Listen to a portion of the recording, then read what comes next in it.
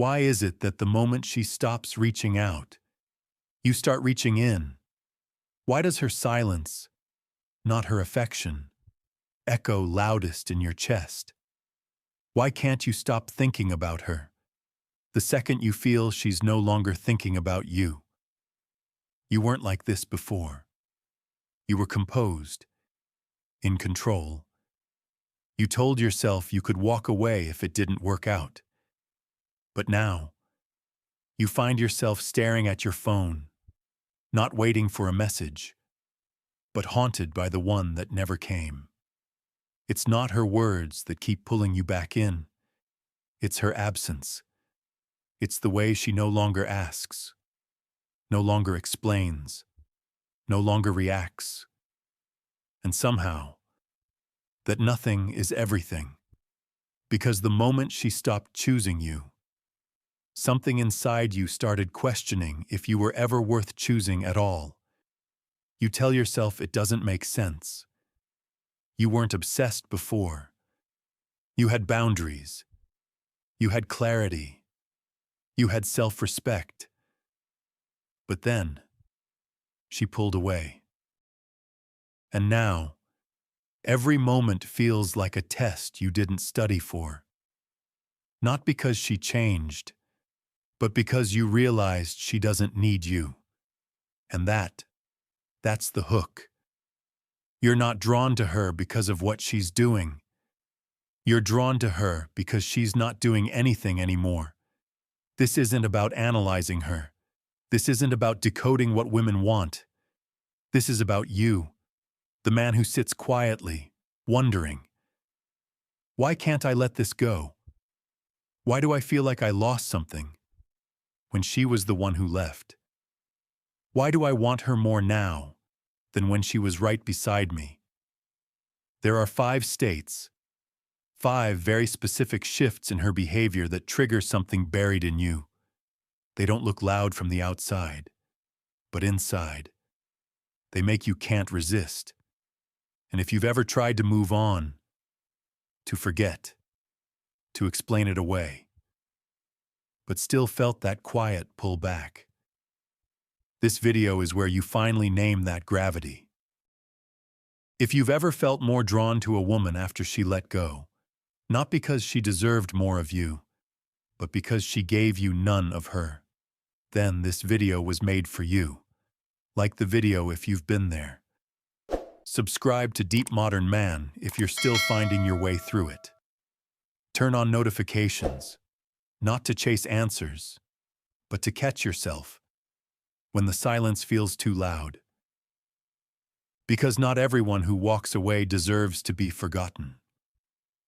Some people leave behind a space so precise, no one else fits it. She didn't yell, didn't explain. She just started pulling away, slowly, quietly, like mist receding from the glass. No blame, no closure, just less of her. In the way she answered, in how long it took her to respond, in the way her eyes stopped holding you the same. And that was the hook. That's when you couldn't resist, not because you loved her more, but because she stopped needing you. And suddenly, you needed her presence just to remember you still mattered. That was the shift.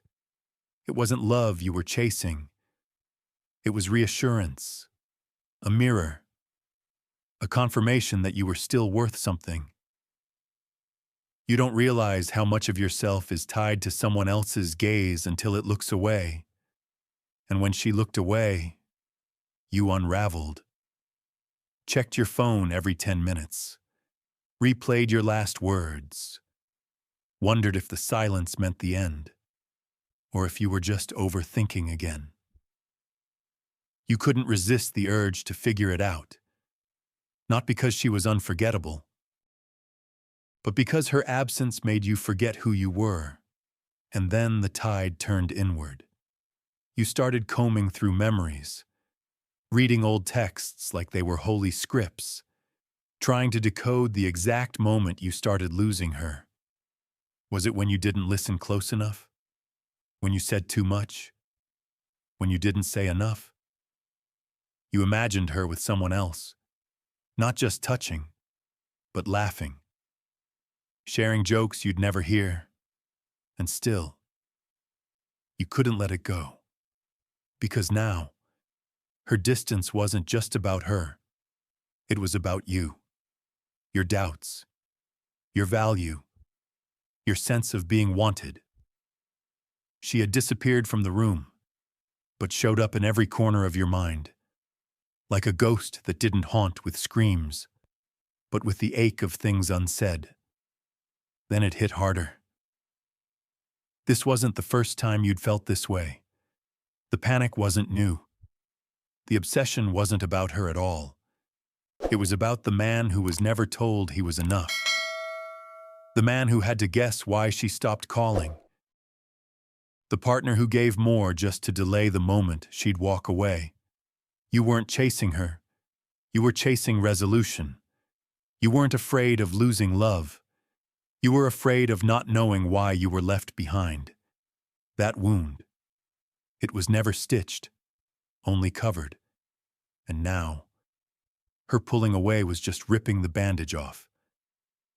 And in that spiral, you lost yourself, became someone you didn't recognize, wrote texts you never sent, rehearsed conversations you'd never have, started acting like a stranger in your own life. You paused your plans, skipped the gym, smiled through clenched teeth at work, all while waiting for a reply that never came. And that's what no one tells you. That obsession doesn't always look like passion. Sometimes, it's just the quiet collapse of a man who needed closure but settled for silence. You weren't obsessed with her. You were obsessed with the version of you that only existed when she was looking. And when she stopped, so did you. The second state, when she goes silent, you hear your chaos louder. You text her. She reads it. But there's no reply. No anger. No closure. Just silence. And somehow, that quiet shakes you more than 1,000 shouted words. You start replaying every moment. Not because you want to fix it, but because her silence makes you feel like you've already broken something. And that's where it begins. The unraveling. You think you're steady, grounded, until she doesn't respond. Suddenly, you're pacing, scrolling, typing messages only to delete them. It's not love you're chasing, it's certainty. It's the ache of not being seen. You say you're not needy, but when she disappears behind a silence that doesn't explain itself, you become someone else. Not the man who knows his worth, but the one trying to reclaim it through noise. Every unread message, every minute without a reply, becomes a mirror reflecting back all the ways you feel invisible. And here's the truth. You don't need her voice. You need yours, the one you lost while waiting. You try to understand. You ask yourself what changed. Was it the last conversation? Did your words land wrong? You remember moments when her voice felt warm, when her presence didn't feel conditional. You hold on to a look, a touch, a memory where you felt real beside her. And now, without her affirmations, you feel like you're fading. You search for signs, for meanings in nothing. Because silence doesn't explain. It only echoes. And in that echo, you hear the weight of everything left unsaid. But what if the answer isn't in her silence, but in your reaction to it? This isn't new. You felt this before. As a boy, maybe. When your father ignored your questions. When teachers overlooked your hand in the air. When past partners punished you with withdrawal. You learned to equate silence with punishment, with danger, with rejection. So now, every unread message feels like abandonment. Every pause in her affection feels like a verdict. Your mind rushes to fill the gap. You write stories, most of them untrue, but they comfort you more than the unknown. You tell yourself she's just busy, that she needs time, that she still cares, because the truth, that she might not, feels too heavy to carry alone. But what if you could carry yourself? You start reacting, not to her, but to the hole she left. You send messages not to connect, but to prove you still exist in her world. You over-explain. You perform. You become a version of yourself you barely recognize. Not grounded, but desperate. Her silence becomes your spotlight, and you shrink beneath it. Because if she isn't talking, your mind won't stop. You start listening not to her, but to your chaos. And here's the thing. This isn't about her anymore. It's about what her silence wakes up in you. The fear that you were never enough. The belief that love must be earned. The lie that your worth depends on someone else choosing you, day after day. But what if letting go isn't abandonment? What if it's the moment you choose to stop chasing echoes and start answering your own voice? You won't resist her silence because it hurts. You'll resist it because it tempts you to forget who you are, again. The third state. When she stops explaining, you start questioning everything. She used to explain things. I did this because, I didn't reply because, I acted that way because. There was always a line, a thread, something you could follow back into her world. But now, silence. No reasoning, no context, just a shift in tone. A half-finished sentence. A door quietly closing. At first, you tell yourself not to read into it. Maybe she's tired. Maybe she's just processing something. But then a day passes, then two, and suddenly, the woman who once gave you a map is now giving you fog. That's when it begins. The obsession. Because clarity doesn't just comfort. It anchors. And when it's gone, every step you take feels unsure. You don't just miss her words.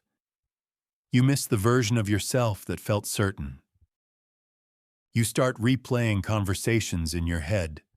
Not just what she said, but how she said it. The pauses, the sighs, the sentences that didn't land. You start wondering, was that the moment she began checking out? You scroll through old texts, hunting for signs you missed. And somehow, the more you search for answers, the less sure you are of everything. But what hurts isn't just the confusion, it's the message beneath it. Her silence says, you don't need to know anymore. And that hits deeper than anger ever could. Because anger wants to fix. Silence walks away. And now, you're left trying to solve a puzzle with no edges, no picture, no final piece. Just the echo of your own doubts bouncing off every memory. The truth is, her silence didn't create your chaos. It revealed it. You thought you were grounded, but now you realize you were steady only as long as she was speaking. And when she stopped, you began to unravel. Not because she left, but because you never learned how to stay whole without her permission. And what comes next is darker. You begin to wonder if she ever really saw you, or if she just liked who you were when you made her feel something. You question whether she ever needed you, or just needed a reaction. And worst of all, You wonder if you've spent all this time being chosen or just being convenient. That's when the unraveling becomes exposure, because the silence forces you to see what you've ignored, that your sense of value was never rooted in truth. It was built on her explanations, her affirmations, her definitions. And now that they're gone, who are you? This isn't about missing a woman. It's about meeting yourself in the mirror of absence and realizing how much of you disappeared while trying to make someone else stay. You're not obsessed with her mystery. You're haunted by your own. You're not chasing her silence. You're trying to outrun the parts of yourself that were never steady to begin with. And maybe that's why you can't resist. Because deep down, you know this isn't about her. It's about the man you become when no one's explaining you to yourself. It's about learning to stand in the fog and not lose your footing. Because real strength isn't in the answers she gives. It's in the man you find when her words go missing. State number 4. When she grows without you, you shrink without her. She signs up for classes, joins a gym, starts waking up earlier, reads things she never used to, talks about dreams she hadn't dared speak aloud when she was still checking if you were listening. And suddenly, she's not asking you to come with her. She's already gone, not physically, but emotionally, spiritually. She's taken a step forward that didn't include your hand. And that's when you feel it. Not jealousy, not anger, something harder to name, something deeper to resist. Because this isn't just her growing. It's her growing without needing you to witness it. You don't say it, but you notice everything. The way her voice carries a different confidence. The way she lights up when talking about her day. Not because she needs you to approve, but because she's already proud of herself. And you sit quietly, nodding, smiling, clapping on the outside, while something inside starts to shrink. You thought you were the strong one, the grounded one. But when her growth no longer requires your guidance, you start to feel weightless, unrooted, unnecessary. And that, more than anything, is what you can't resist. You start to remember all the times she invited you into her world, the gentle nudges, the come-with-me moments. You brushed them off, said, "It's your thing." She stopped asking. And now, you'd give anything to be asked again. You begin to imagine where she's going, who she'll meet. If someone else will applaud her expansion the way you never did. You start reading her texts over her shoulder, watching her smile at someone's message. Not because you suspect her, but because you feel left behind. That's the moment the reflection turns on you. You thought the relationship was the bond. But maybe you were the weight she had to loosen. You thought you were steady, but maybe you were just still. Maybe her freedom is not a betrayal, but a mirror. And in that mirror, you don't see a man evolving. You see a man watching. So you chase, plan surprises, suggest dates, offer attention you never used to. But it's not love. It's fear. It's the panic of becoming invisible in the one story you thought you'd always belong to. And in your most honest moments, you admit it to yourself. You're not resisting her. You're resisting what her growth exposes in you. Your own stagnation. You're not fighting for her. You're fighting to not feel smaller when she shines brighter. That's what makes her irresistible. Not just her beauty, her intelligence, or her strength, but what those things reveal in your own emptiness. Her rising uncovers your resting. Her curiosity exposes your apathy. Her fire casts light on your shadows. So you keep reaching, not to hold her, but to prove you're still part of the climb. But deep down, you know. Until you start rising for yourself, her steps forward will always feel like steps away. And that's the disconnection. When her growth isn't the problem, it's your fear of being irrelevant in the presence of it. You don't resent her. You admire her. But admiration isn't enough to keep pace. Not anymore.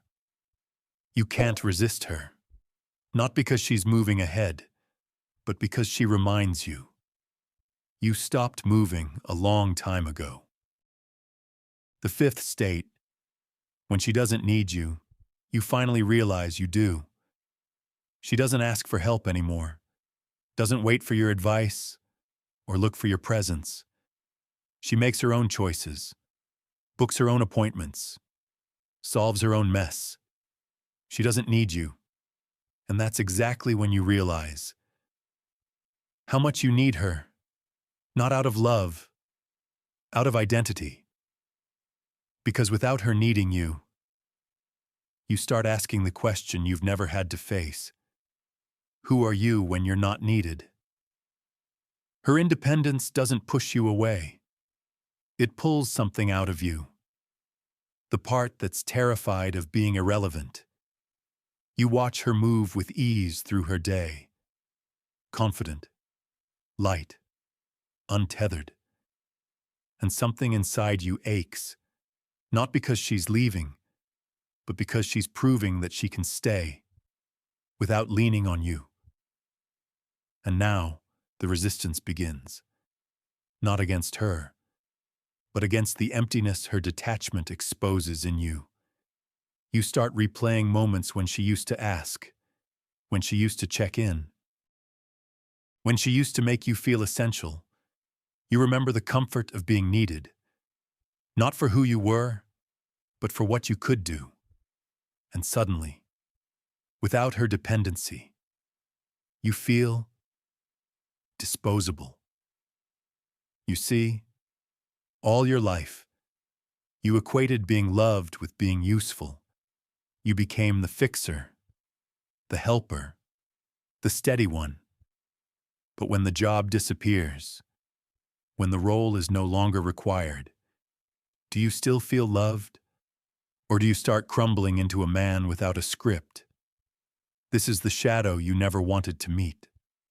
The belief that if you're not needed, you're not valuable, that love must be earned, not received. So you chase. You volunteer to do what she hasn't asked. You try to insert yourself into spaces she's already mastered.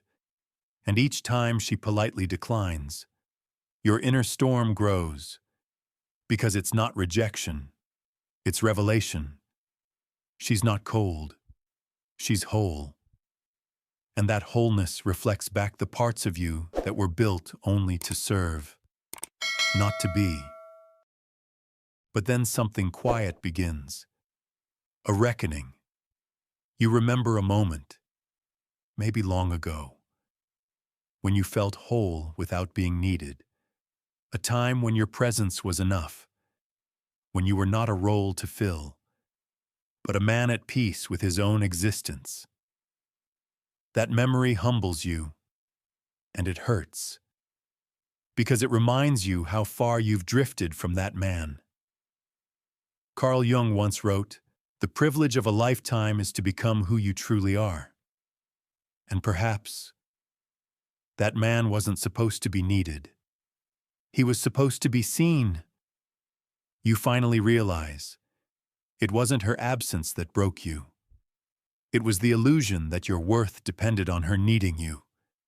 You can't resist her, not because she left a void, but because she made you face the one already living inside you. Maybe it was never about her pulling away. Maybe it was about what pulled you toward her the moment she did. When she went silent, you heard your own chaos.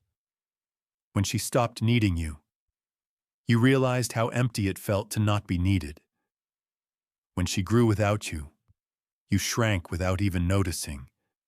And the truth is, it wasn't her distance that made you can't resist. It was your own disconnection, finally exposed.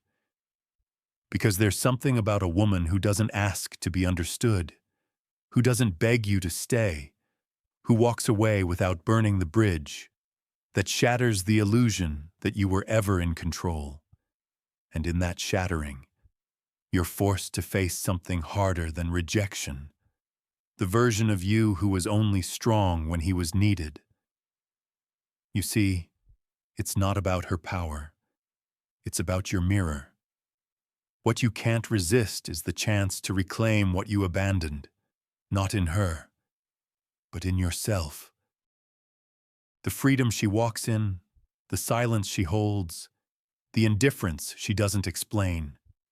It all draws you in not because it's seductive, but because it's whole. And somewhere along the way, you forgot what wholeness felt like.